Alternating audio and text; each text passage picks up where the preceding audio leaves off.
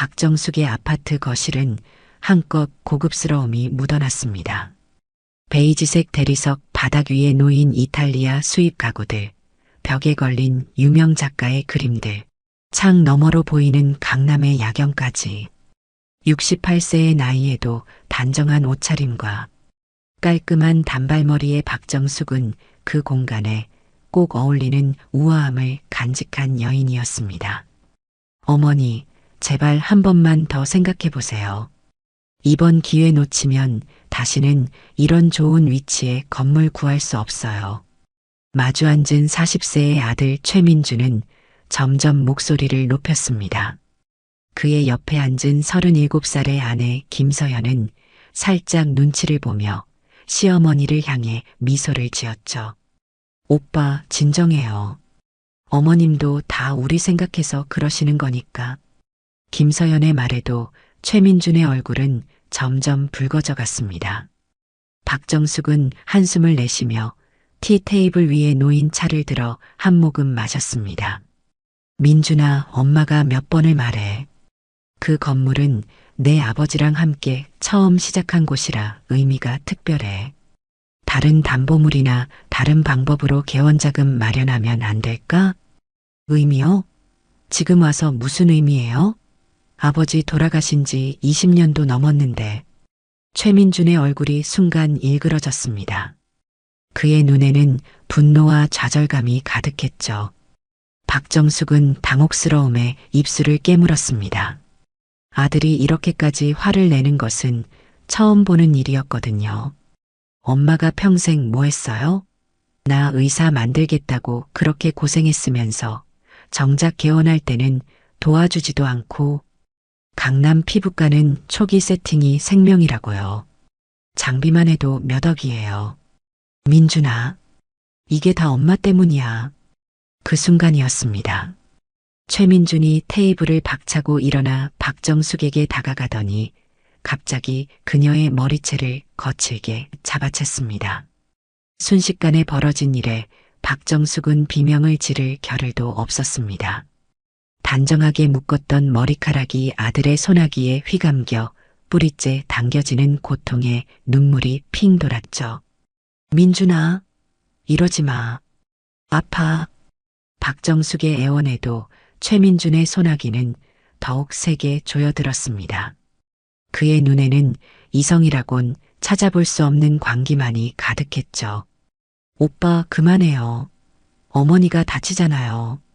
김서연이 황급히 달려와 남편을 말리려 했지만 최민주는 아랑곳하지 않았습니다. 오히려 더 세게 머리카락을 잡아당기며 소리쳤죠. 내가 얼마나 고생했는데.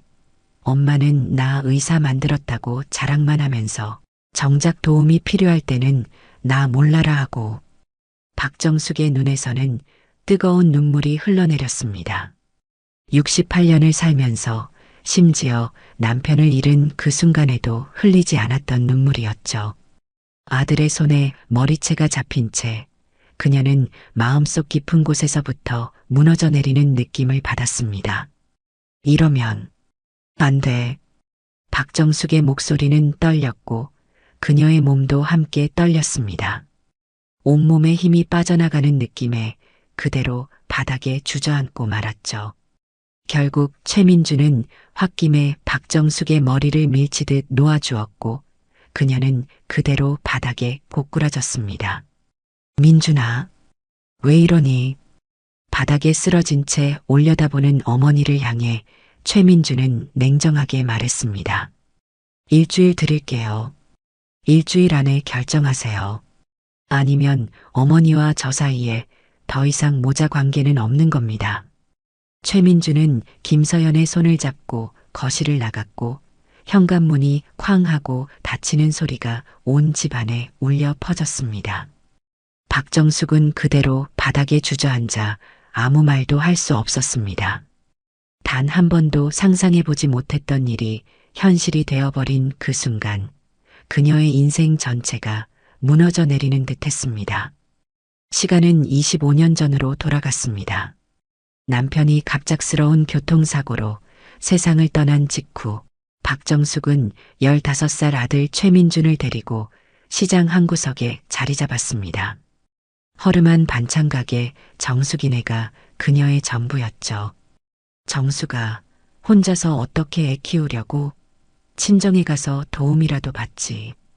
이웃 상인들의 걱정 어린 말에도 박정숙은 굳센 표정을 지었습니다. 괜찮아요. 우리 민준이 의사 만들려면 제가 더 열심히 해야죠.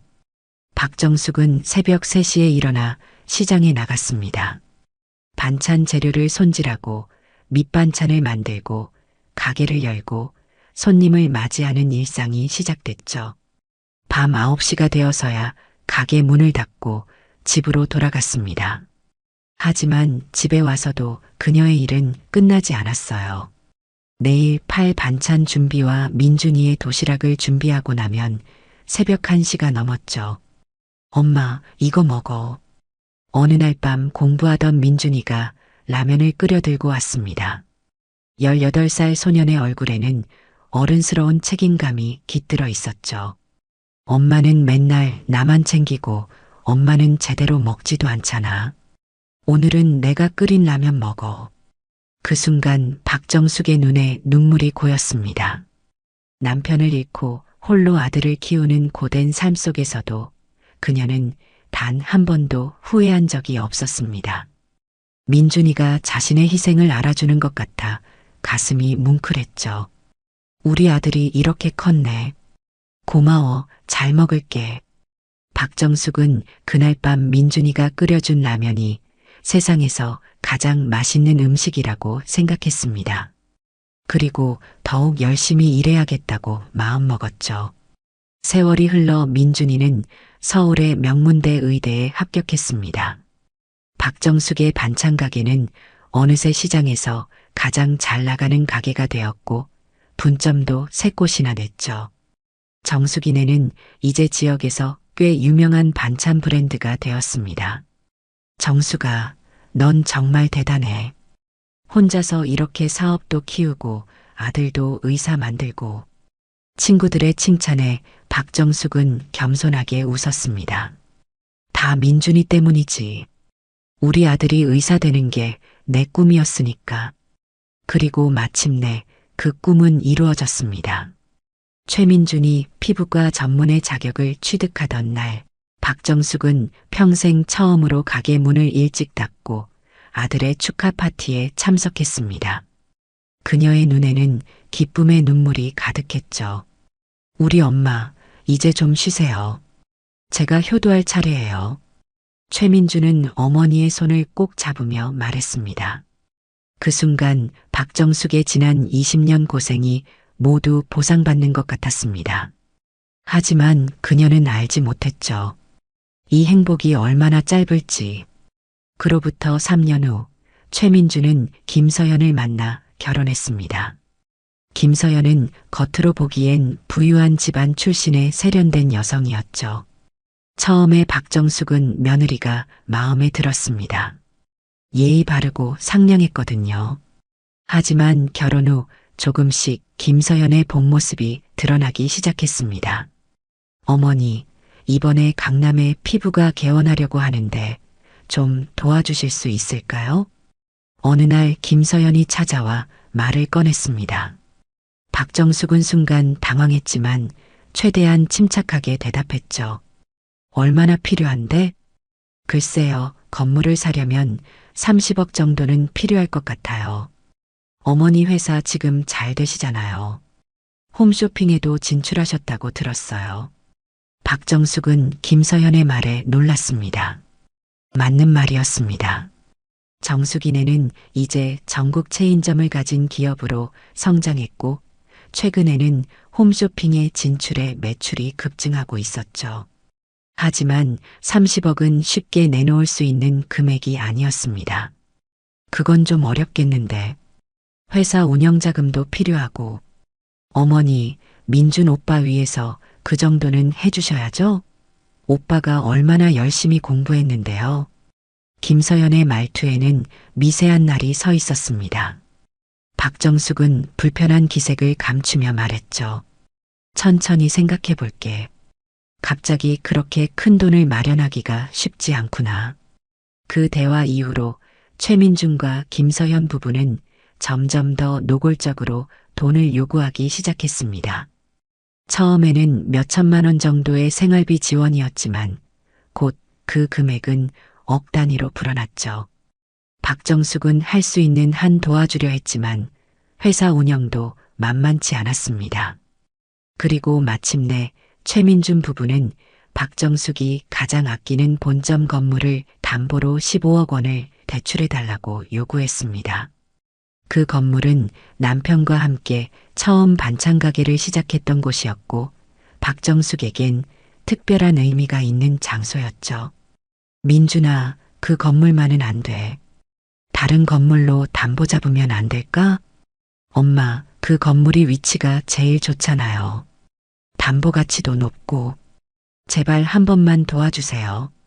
하지만 박정숙은 끝내 거절했고 그 결정이 오늘의 비극으로 이어진 것입니다. 바닥에 쓰러진 채 박정숙은 천천히 일어났습니다. 손으로 아픈 머리를 만지며 거울을 바라보니 흐트러진 머리카락과 눈물로 얼룩진 얼굴이 보였습니다. 이 순간 68년을 살아온 그녀의 인생에서 가장 비참한 모습이었죠. 어떻게 이럴 수가. 내가 뭘 그렇게 잘못했지? 박정숙은 떨리는 손으로 전화기를 들었습니다. 통화 버튼을 누르려다가 멈칫했죠. 누구에게 이런 이야기를 할 수 있을까요? 누구에게 자신의 아들이 머리채를 잡았다고 말할 수 있을까요? 그녀는 결국 전화기를 내려놓고 침대에 누웠습니다. 멍한 눈으로 천장을 바라보며 생각했죠. 내가 25년을 바쳐 키운 아들이 내 머리채를 잡다니. 눈물이 마르고 나서야 박정숙은 비로소 깨달았습니다. 자신이 그토록 사랑했던 아들, 자신의 전부였던 아들이 사실은 자신을 사랑한 것이 아니라 자신이 줄 수 있는 것들을 사랑했다는 것을, 그리고 더 이상 줄 것이 없다고 판단되자 이렇게 돌변했다는 것을. 가슴속에서 무언가가 완전히 부서지는 소리가 들리는 것 같았습니다. 다음 날 아침 박정숙은 눈이 퉁퉁 부은 채로 일어났습니다. 거울을 보니 어제 머리채를 잡힌 부분이 빨갛게 부어오른 것이 보였죠. 그녀는 천천히 샤워를 하고 옷을 갈아입었습니다. 오늘은 회사에 가야 했지만 이런 모습으로는 도저히 갈 수 없었습니다. 사장님, 오늘은 몸이 좀 안 좋아서 쉬려고 합니다. 비서에게 전화로 짧게 상황을 설명한 박정숙은 다시 침대에 누웠습니다. 마음은 복잡했지만 몸은 너무 지쳐 있었죠. 아들의 배신감에 정신이 아득했습니다. 오후가 되자 초인종이 울렸습니다. 박정숙은 힘없이 문을 열었고 거기에는 강태호가 서 있었습니다. 70세의 강태호는 박정숙의 오랜 고향 친구이자 현재는 시장 상인회장을 맡고 있는 사람이었습니다. 정수가 웬일로 가게에 안 나왔어? 직원들이 걱정하더라. 강태호의 말에 박정숙은 약하게 웃었습니다. 들어와요, 태호 씨. 거실로 들어선 강태호는 박정숙의 모습을 보고 놀란 표정을 지었습니다. 무슨 일 있었어? 얼굴이 많이 상했네. 박정숙은 차마 진실을 말하지 못했습니다. 아무리 친한 친구라도 자신의 아들이 머리채를 잡았다는 부끄러운 사실을 말할 수는 없었죠. 아니에요. 그냥 좀 넘어졌어요. 강태호는 믿지 않는 눈치였지만 더 묻지는 않았습니다. 그저 조용히 박정숙의 곁에 앉아 차를 마셨죠. 정수가 무슨 일이 있으면 말해. 내가 도울게. 강태호의 진심 어린 말에 박정숙의 눈에 다시 눈물이 고였습니다. 그녀는 고개를 숙이고 손수건으로 눈물을 닦았죠. 괜찮아요. 그냥 좀 피곤해서. 하지만 강태호는 포기하지 않았습니다. 그는 박정숙의 손을 꼭 잡고 말했죠. 우리가 얼마나 오래 알고 지냈어? 30년이 넘었잖아. 내가 정숙이를 모를까? 결국 박정숙은 모든 이야기를 털어놓았습니다. 최민준과 김서연이 어떻게 돈을 요구했는지, 그리고 어제 있었던 끔찍한 일까지. 말을 마치자 그녀는 완전히 지쳐 소파에 기댔습니다. 그 녀석이 어떻게 그럴 수가. 강태호의 얼굴이 분노로 일그러졌습니다. 그는 박정숙과 함께 시장에서 고생하던 시절부터 최민준이 자라는 모습을 지켜봐 왔습니다. 마치 자신의 조카처럼 아꼈던 아이였죠. 정수가 너무 마음 아파하지 마. 사람이 이해할 수 없는 일이지만 지금은 내 건강이 더 중요해. 강태호는 박정숙에게 당분간 회사 일은 자신이 도와주겠다고 했습니다. 또한 법률적인 조언을 해줄 수 있는 변호사도 소개해주겠다고 했죠. 그의 든든한 지원에 박정숙은 조금이나마 마음의 안정을 찾을 수 있었습니다. 고마워요, 태호 씨. 정말 고마워요. 강태호가 돌아간 후 박정숙은 깊은 생각에 잠겼습니다. 자신이 이제 어떤 선택을 해야 할지, 아들의 요구를 들어줘야 할지, 아니면 단호하게 거절해야 할지 고민이 되었죠. 하지만 한 가지 확실한 것은 이제 더 이상 예전의 관계로 돌아갈 수 없다는 사실이었습니다. 일주일이 지났습니다. 박정숙은 회사로 복귀했고 아무 일도 없었다는 듯이 업무에 몰두했습니다. 하지만 그녀의 마음속에는 여전히 깊은 상처가 남아 있었죠. 아들로부터 연락은 없었습니다. 사장님, 최민준 씨와 김서연 씨가 오셨습니다. 비서의 말에 박정숙의 심장이 빠르게 뛰기 시작했습니다. 그녀는 깊게 숨을 들이마시고 침착하게 대답했습니다. 들여보내요. 최민준과 김서연이 사무실로 들어왔습니다. 최민준의 얼굴에는 지난번과 달리 미안함이 가득했고 김서연은 조심스러운 표정이었습니다. 엄마, 죄송합니다. 제가 너무 심했어요. 최민준은 고개를 숙이며 말했습니다. 박정숙은 아무 말 없이 아들을 바라보았죠. 그녀의 눈에는 더 이상 눈물이 없었습니다. 단지 냉정함만이 남아 있었죠. 엄마, 정말 미안해요. 제가 스트레스 때문에 그만. 용서해 주세요. 최민준의 목소리가 떨렸습니다. 그는 정말로 미안해하는 것처럼 보였죠. 하지만 박정숙은 더 이상 속지 않기로 했습니다. 그녀는 강태호의 조언을 따라 조용히 증거를 모았고 최민준 부부의 계획을 알아냈습니다. 그들은 박정숙을 금치산자로 만들어 재산을 차지하려 했던 것이죠. 민준아, 엄마가 널 키우느라 평생을 바쳤어. 내가 의사가 될 수 있도록 모든 걸 희생했지. 박정숙의 목소리는 담담했습니다. 그리고 난 그 모든 과정이 행복했어. 너를 위해서라면 뭐든 할 수 있다고 생각했으니까. 최민준과 김서연은 조용히 듣고 있었습니다. 그들의 눈에는 기대감이 서려 있었죠. 마치 박정숙이 결국 그들의 요구를 들어줄 것이라고 확신하는 듯 했습니다. 하지만 내가 내 머리채를 잡은 그 순간 내 마음속에 있던 뭔가가 완전히 깨져버렸어. 박정숙의 눈에 잠시 슬픔이 스쳤지만 곧 단호한 표정으로 바뀌었습니다. 난 내 요구를 들어줄 수 없어. 최민준의 얼굴이 굳어졌습니다. 그는 의자에서 벌떡 일어났죠. 엄마, 그게 무슨 말씀이세요? 제가 사과했잖아요. 사과는 받아들이마. 하지만 그 건물을 담보로 대출해주는 건 불가능해. 김서연이 입을 열었습니다. 어머니, 정말 그러실 거예요? 민준 오빠가 얼마나 속상해하는데. 박정숙은 김서연을 똑바로 쳐다보며 말했습니다.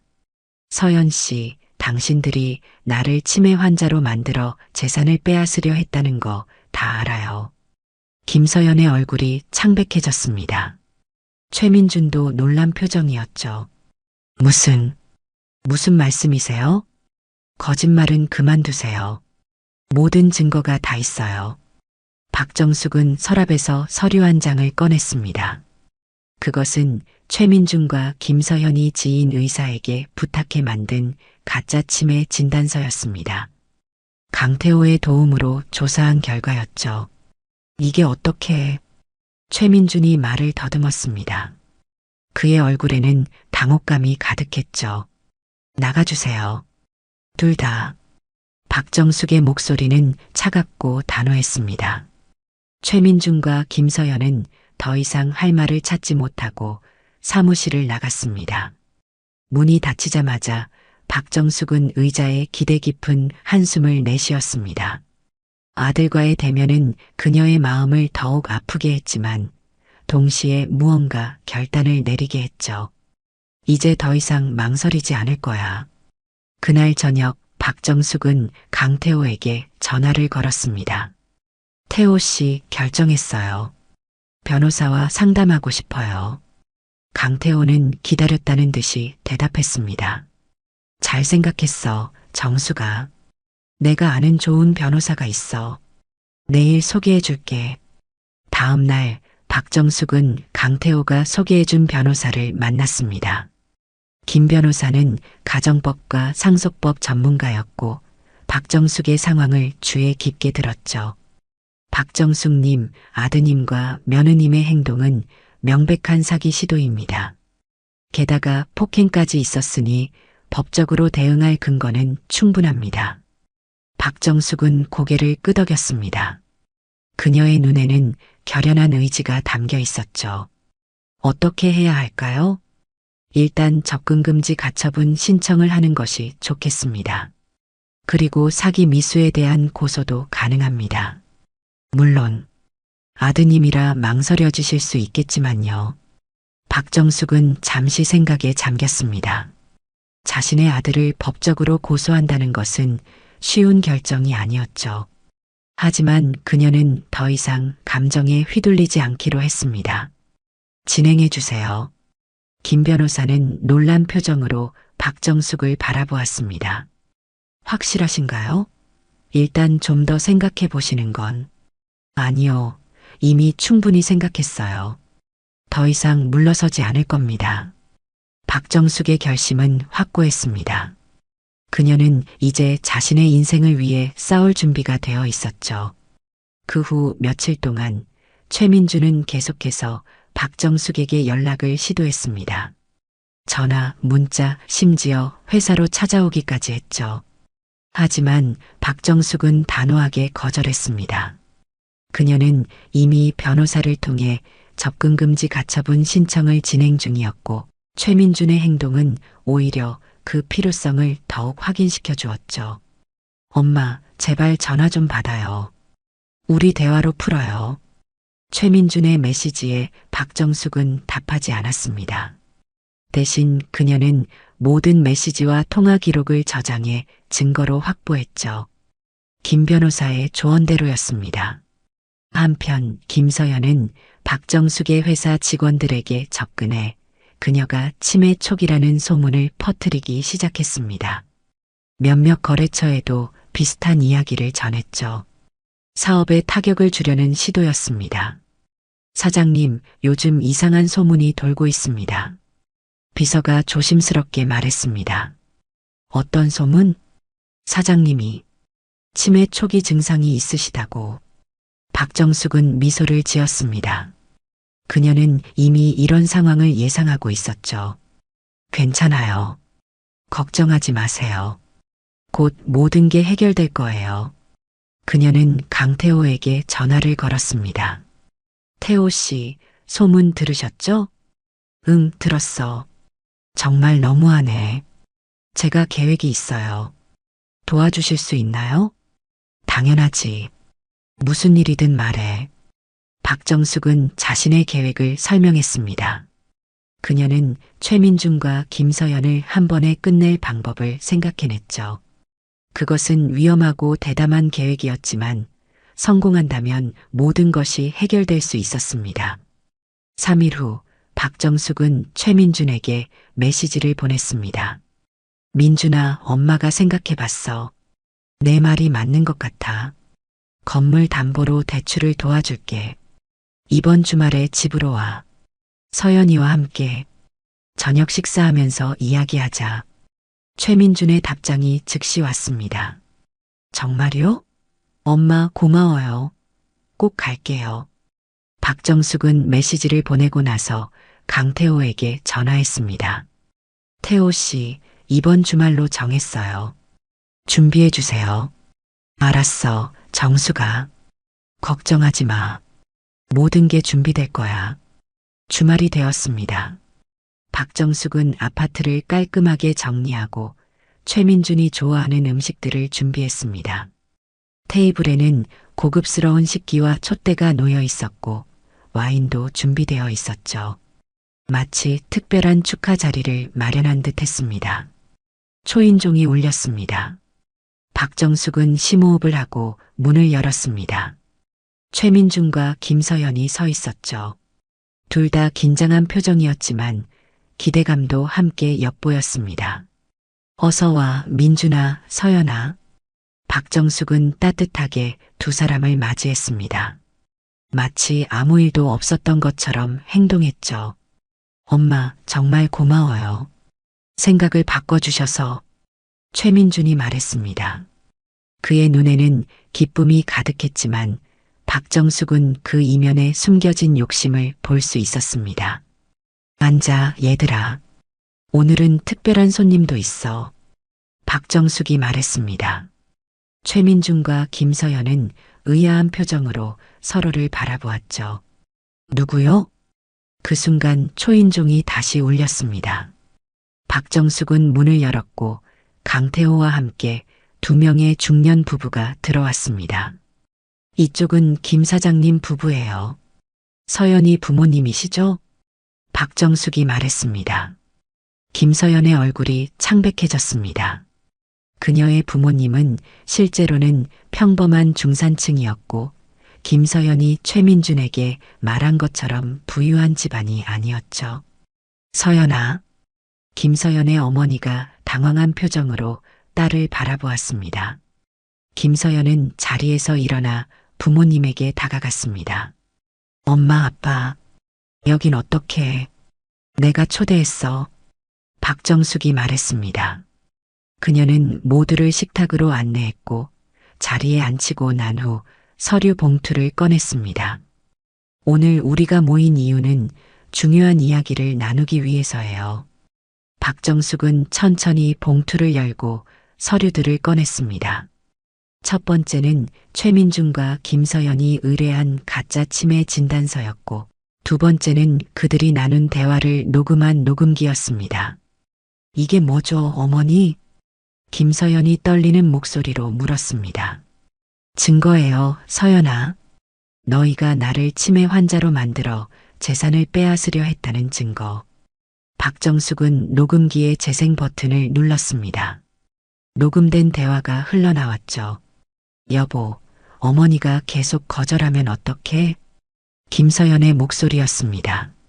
걱정 마. 내가 방법을 알아냈어. 정신과 의사 친구가 치매 진단서를 만들어주기로 했어. 엄마를 금치산자로 만들면 재산관리권이 내게 넘어와.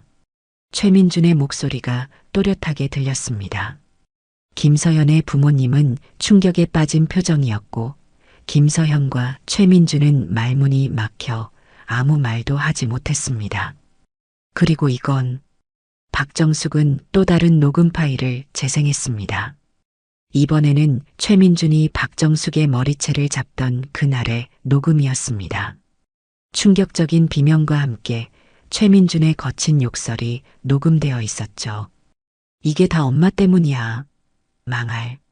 모두가 침묵에 빠졌습니다. 김서연의 어머니는 눈물을 흘리고 있었고 아버지는 분노로 얼굴이 붉어져 있었습니다. 서연아, 내가 어떻게 이럴 수가 있니? 김서연의 아버지가 분노에 찬 목소리로 말했습니다. 우리가 널 어떻게 키웠는데? 김서연은 아무 말도 하지 못했습니다. 최민준도 마찬가지였죠. 두 사람은 완전히 벽에 몰린 상태였습니다. 이제 내 말 들어봐요, 여러분. 박정숙이 차분하게 말했습니다. 나는 오늘부터 최민준과 김서연에 대한 모든 경제적 지원을 중단합니다. 그리고 접근금지 가처분 신청을 이미 해놓았어요. 두 사람이 내게 다시 접근하면 바로 형사 고소할 겁니다. 최민준이 벌떡 일어났습니다. 엄마, 이럴 수 없어요. 저는 엄마 아들이에요. 아니, 더 이상은 아니야. 박정숙의 목소리는 단호했습니다. 내가 평생을 바쳐 키운 아들은 내 머리채를 잡지 않아. 내가 평생을 바쳐 키운 아들은 나를 속이지 않아. 최민준의 얼굴이 창백해졌습니다. 그는 다시 자리에 앉았고 김서연은 울음을 터뜨렸죠. 김 사장님, 서연이를 데려가 주세요. 오늘 이후로 두 사람이 다시는 내 앞에 나타나지 않기를 바랍니다. 김서연의 부모님은 고개를 숙이며 사과했습니다. 정말 죄송합니다. 박정숙님. 저희가 딸을 잘못 키웠습니다. 아닙니다. 부모님 탓이 아니에요. 서연이가 선택한 길입니다. 김서연의 부모님은 딸의 손을 잡고 자리에서 일어났습니다. 김서연은 울면서 저항했지만 결국 부모님을 따라 나갔습니다. 남은 건 최민준과 박정숙, 그리고 강태호뿐이었죠. 민준아. 박정숙이 아들을 불렀습니다. 최민준은 고개를 들어 어머니를 바라보았죠. 그의 눈에는 분노와 절망이 뒤섞여 있었습니다. 넌 의사야. 사람들을 치료하는 직업을 가졌어. 그런데 어떻게 내 어머니에게 이럴 수 있니? 박정숙의 목소리에는 더 이상 분노가 없었습니다. 단지 깊은 슬픔과 실망만이 담겨 있었죠. 나가렴. 이제 다시는 돌아오지 마. 최민준은 한동안 침묵하다가 마침내 일어났습니다. 그는 마지막으로 어머니를 바라보고는 아무 말 없이 집을 나갔습니다. 문이 닫히자 박정숙은 깊은 한숨을 내쉬었습니다. 괜찮아요, 정숙아? 강태호가 걱정스럽게 물었습니다. 박정숙은 천천히 고개를 끄덕였습니다. 괜찮아요, 태호 씨. 이제 정말 괜찮아요. 그녀의 눈에는 더 이상 눈물이 없었습니다. 대신 새로운 결의와 평온함이 깃들어 있었죠. 마치 오랫동안 짊어졌던 무거운 짐을 내려놓은 듯 했습니다. 다음 날 아침 박정숙은 새로운 마음으로 하루를 시작했습니다. 그녀는 오랜만에 편안한 잠을 잤고 눈을 떴을 때 이상하게도 가벼운 기분이 들었습니다.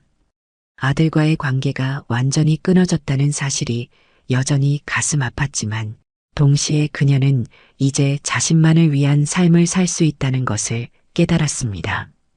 오늘은 뭘 하면 좋을까? 박정숙은 거울을 보며 자문했습니다. 68년 동안 그녀는 항상 다른 사람을 위해 살았습니다. 남편을 위해, 아들을 위해, 회사를 위해. 하지만 이제는 자신을 위한 시간을 가질 수 있었죠.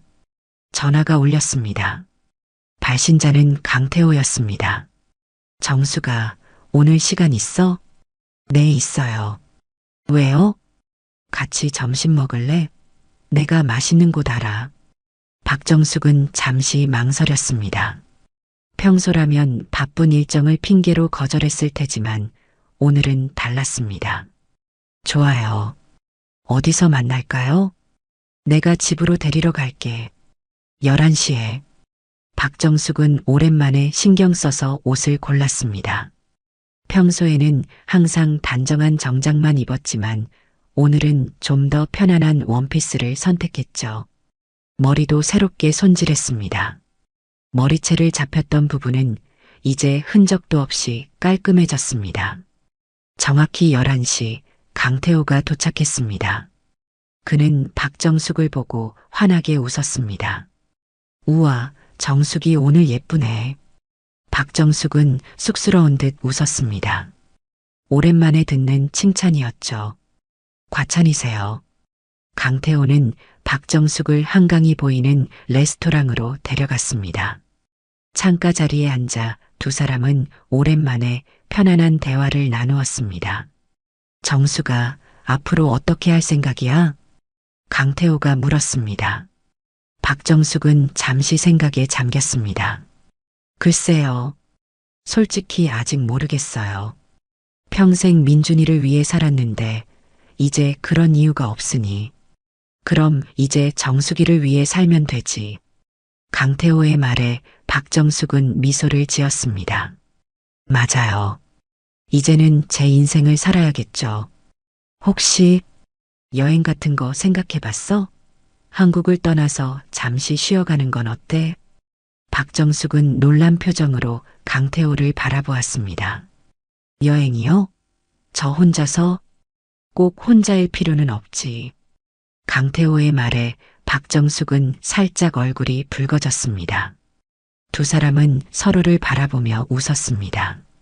한 달 후 박정숙은 회사 운영을 전문 경영인에게 맡기고 자신은 한 발 물러나기로 했습니다. 물론 중요한 결정에는 여전히 참여했지만 일상적인 업무에서는 해방되었죠. 그리고 그녀는 마침내 자신만의 시간을 갖게 되었습니다. 사장님, 이 서류의 사인 부탁드립니다. 비서가 서류를 들고 왔습니다. 박정숙은 읽어보고 사인했죠. 자, 이제 모든 법적 절차가 끝났어요. 최민준 씨는 더 이상 접근할 수 없고 재산권에도 아무런 권리가 없습니다. 비서의 말에 박정숙은 고개를 끄덕였습니다. 그녀의 마음은 복잡했지만 후회는 없었습니다. 이것이 옳은 결정이라는 것을 알았죠. 그날 저녁 박정숙은 강태호와 함께 저녁 식사를 했습니다. 두 사람은 이제 자주 만나게 되었고 서로에게 특별한 감정이 싹트고 있었죠. 정수가, 내가 유럽 여행 계획을 세웠어. 같이 갈래? 강태호가 여행 브로셔를 보여주며 말했습니다. 박정숙은 브로셔를 자세히 살펴보았습니다. 파리, 로마, 바르셀로나. 늘 가보고 싶었지만 한 번도 가보지 못한 곳들이었죠. 좋아요, 태호 씨. 같이 가요. 박정숙의 대답에 강태호는 환하게 웃었습니다. 두 사람은 와인잔을 부딪히며 새로운 시작을 축하했습니다. 그로부터 3개월 후 박정숙과 강태호는 파리의 에펠탑 앞에 서 있었습니다. 노을이 지는 풍경이 아름다웠고 두 사람의 얼굴에는 행복한 미소가 번졌습니다. 정수가, 내가 지금 너무 행복해. 강태호가 박정숙의 손을 잡으며 말했습니다. 박정숙도 미소를 지었습니다. 저도요, 태호 씨. 우리 이대로 계속 함께하면 어떨까? 내 옆에 있어 줄래? 강태호의 진지한 고백에 박정숙의 눈에 눈물이 맺혔습니다. 하지만 이번에는 슬픔의 눈물이 아니라 기쁨의 눈물이었죠. 네, 태호 씨. 함께 할게요. 두 사람은 서로를 바라보며 미소 지었습니다. 박정숙은 이제야 진정한 행복이 무엇인지 알게 되었습니다. 그것은 자신을 희생하는 것이 아니라 자신을 사랑하고 존중해주는 사람과 함께하는 것이었죠. 한국으로 돌아온 후 박정숙은 새로운 결정을 내렸습니다. 그녀는 자신의 재산 중 일부를 장학재단에 기부하기로 했습니다. 어려운 환경에서 공부하는 학생들을 위한 재단이었죠. 박정숙 장학재단 설립을 축하합니다. 재단 설립식에서 많은 사람들이 박정숙을 축하해 주었습니다. 그녀는 밝은 미소로 감사 인사를 전했죠. 저는 제 아들을 위해 모든 것을 바쳤지만 결국 제가 얻은 건 배신이었습니다. 하지만 그 경험을 통해 진정한 행복이 무엇인지 깨달았습니다. 박정숙의 연설에 모두가 진지하게 귀를 기울였습니다. 이 재단을 통해 저는 제 경험이 헛되지 않기를 바랍니다. 어려운 환경에서도 꿈을 포기하지 않는 학생들에게 조금이나마 도움이 되길 바랍니다. 행사가 끝난 후 박정숙은 강태호와 함께 집으로 돌아왔습니다. 두 사람은 이제 같이 살고 있었죠. 정수가, 오늘 정말 멋졌어. 강태호가 박정숙의 어깨를 감싸며 말했습니다. 박정숙은 미소 지었습니다. 고마워요, 태호 씨. 당신이 곁에 있어줘서 제가 이렇게 할 수 있었어요. 두 사람은 소파에 앉아 차를 마시며 오늘 있었던 일을 이야기했습니다. 그때 박정숙의 전화가 울렸습니다. 발신자 표시를 보니 최민준이었습니다. 박정숙은 잠시 망설였습니다. 접근 금지 명령이 있었지만 전화까지 차단하지는 않았죠. 그녀는 강태호를 바라보았습니다. 받을래? 강태호가 물었습니다. 박정숙은 깊은 숨을 들이마시고 전화를 받았습니다. 여보세요. 엄마. 최민준의 목소리는 떨리고 있었습니다. 마치 울고 있는 것 같았죠. 무슨 일이니? 엄마, 정말 죄송해요. 제가 너무 잘못했어요.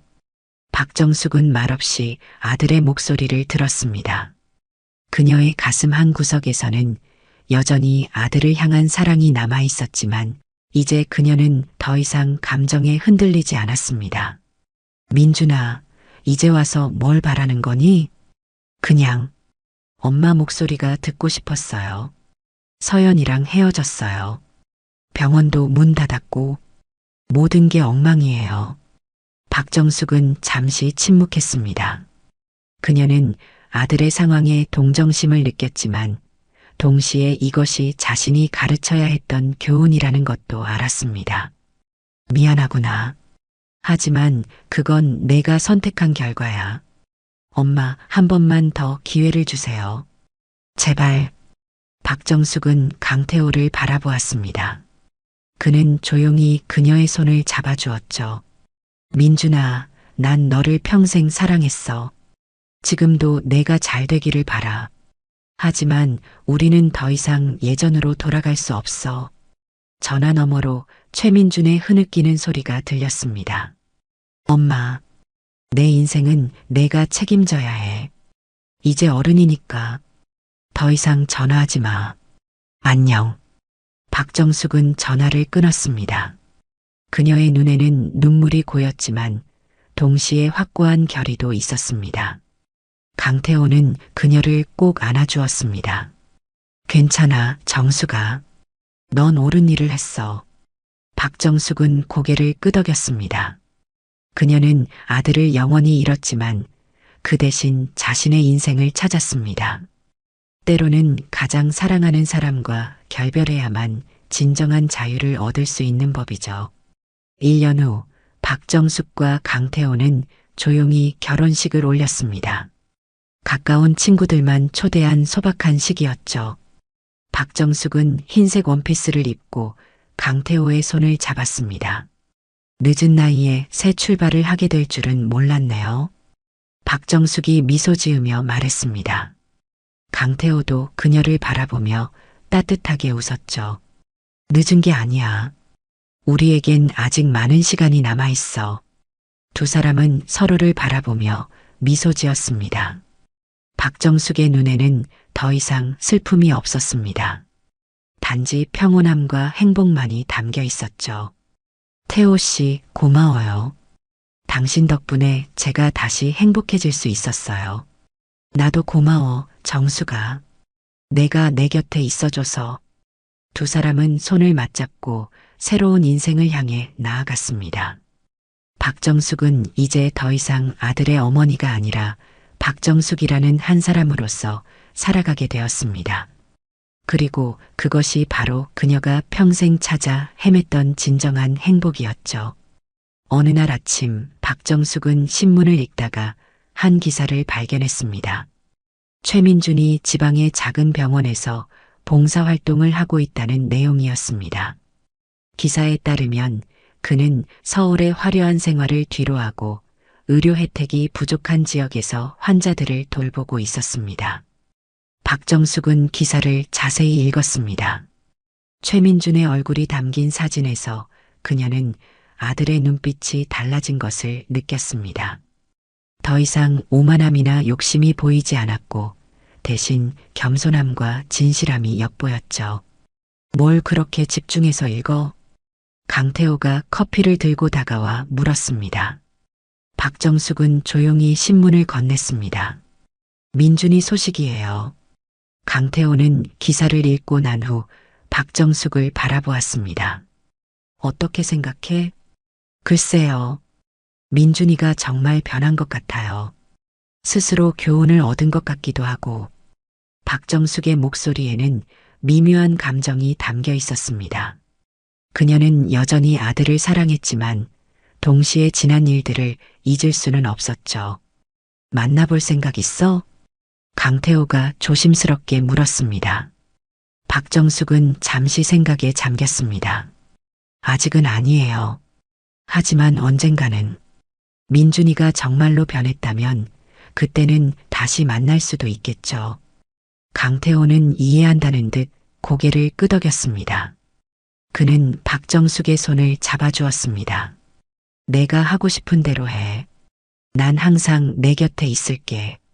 박정숙은 미소 지었습니다. 그녀는 이제 자신의 결정에 확신이 있었습니다. 아들과의 관계는 언젠가 회복될 수도 있고 영원히 단절된 채로 남을 수도 있었습니다. 하지만 그것은 더 이상 그녀의 행복을 좌우하는 요소가 아니었죠. 태호 씨, 오늘 산책 갈까요? 좋지. 날씨도 좋은데 한강공원에 가자. 두 사람은 손을 잡고 집을 나섰습니다. 가을의 선선한 바람이 불어오고 단풍이 물든 나무들이 아름다운 풍경을 만들어내고 있었습니다. 박정숙은 강태호의 손을 꼭 잡고 천천히 걸었습니다. 태호 씨, 제가 평생 다른 사람을 위해 살다가 이제야 제 인생을 찾게 됐어요. 좀 늦은 것 같기도 하지만. 아니야, 정수가. 늦은 게 아니야. 이제 시작이지. 강태호의 말에 박정숙은 따뜻한 미소를 지었습니다. 그녀는 이제 자신의 인생이 진정으로 시작되었다는 것을 알았습니다. 그리고 그 여정에 강태호가 함께한다는 것이 얼마나 큰 행복인지도 깨달았죠. 박정숙은 하늘을 올려다보았습니다. 맑고 푸른 하늘이 그녀를 반겨주는 것 같았습니다. 그녀의 마음속에는 이제 평화가 자리 잡았고 더 이상 과거의 상처에 얽매이지 않게 되었습니다. 우리 앞으로 어떤 일들이 기다리고 있을까요? 박정숙이 궁금한 듯 물었습니다. 강태호는 그녀의 어깨를 감싸며 대답했죠. 모르지. 하지만 함께라면 어떤 일이든 이겨낼 수 있을 거야. 두 사람은 서로를 바라보며 미소 지었습니다. 그들의 눈에는 미래에 대한 기대와 희망이 가득했습니다. 박정숙은 비로소 깨달았습니다. 자신의 인생을 살기 위해 때로는 가장 아픈 결정을 내려야 한다는 것을. 그리고 그 결정이 결국 자신을 진정한 행복으로 이끌어준다는 것을. 강가를 따라 걸으며 박정숙은 마음속으로 다짐했습니다. 이제 더 이상 후회하지 않고 과거에 얽매이지 않고 오직 현재와 미래만을 바라보며 살아가기로. 그것이 바로 아들의 배신을 통해 그녀가 배운 마지막 교훈이었습니다. 때로는 가장 사랑하는 사람에게서 가장 큰 상처를 받기도 하지만 그 상처를 통해 더 강해지고 현명해질 수 있다는 것. 그리고 진정한 행복은 자신을 위한 삶에서 비롯된다는 것을 말이죠. 박정숙과 강태호는 석양이 물드는 한강을 배경으로 서로에게 기대어 서 있었습니다. 그들의 모습은 마치 새로운 시작을 알리는 그림 같았습니다. 슬픔과 배신을 딛고 일어선 한 여인의 이야기, 그리고 그녀가 찾은 진정한 행복의 의미를 담은 그림이었죠.